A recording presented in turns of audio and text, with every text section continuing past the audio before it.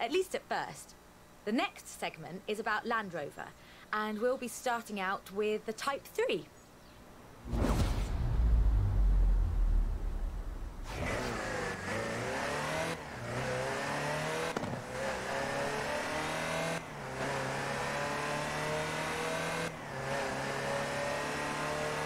Land Rover, the British sports utility vehicle. But before that, they were actual utility vehicles.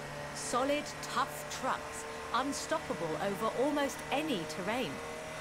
In 400 yards, turn left.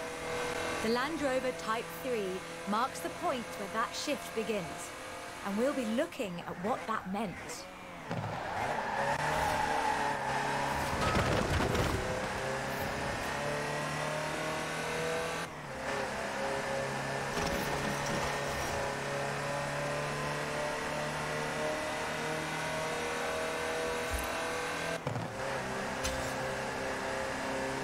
Land Rovers have taken on almost every task imaginable. They've been generators, tractors and ambulances. They've brought peace and carried medicines to disaster zones. They've even been buses. Over 500,000 Series 3s were built, and over 70% of those are still on the road today. They were extensively exported and built under license abroad. Belgium, South Africa, even Australia and New Zealand.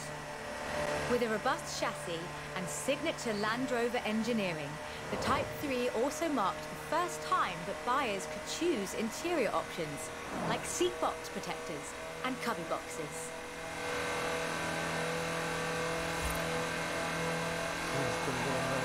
That trend continued. And by 1982, Land Rover were offering the county spec Type 3. Leisure drivers could choose from such luxuries as all-cloth seats, soundproofing and tinted glass. The trend was increasingly clear, and the future of the Land Rover was starting to take shape. If you squinted, you could already see the shape of the first sports utility vehicle, the Range Rover. While the stock Type 3 would never be particularly fast uphill, there is almost no hill that it couldn't climb. Or down, for that matter, if you put a proper winch on it.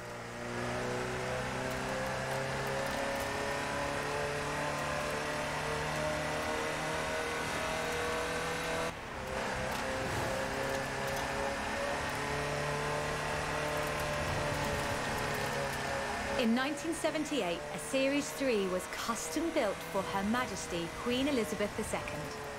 It only had 1,892 miles on the clock when it was auctioned into private hands.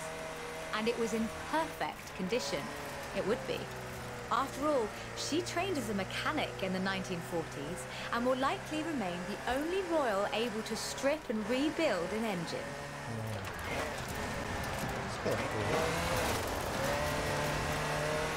In 200 yards, you will arrive at your destination.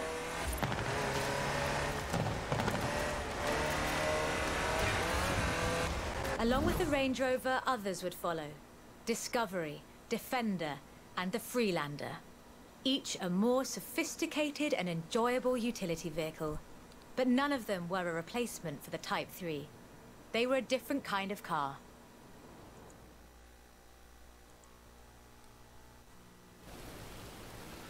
The Type 3 was arguably the first sports utility vehicle, an evolution of the design that would lead ultimately to this.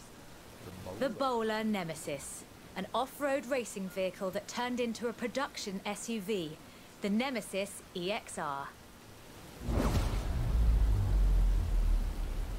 It sports a turbocharged 5-litre Land Rover Jaguar engine, crammed into a carbon fibre chassis with integral roll cage. It even has the grille, headlights and rear lights from a Range Rover.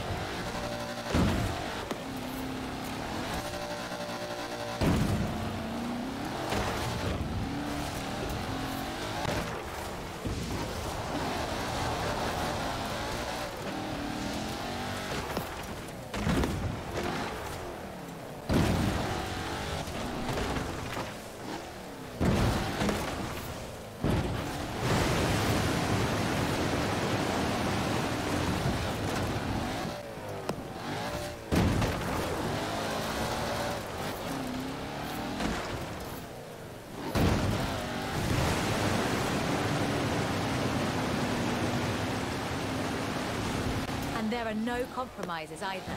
With a 0 to 60 time of an unreal 4.2 seconds, all-wheel drive, and the ability to corner near instantly, the Nemesis provides adrenaline and sheer terror in equal measure. This is an all-terrain supercar. That's the only fair description for this.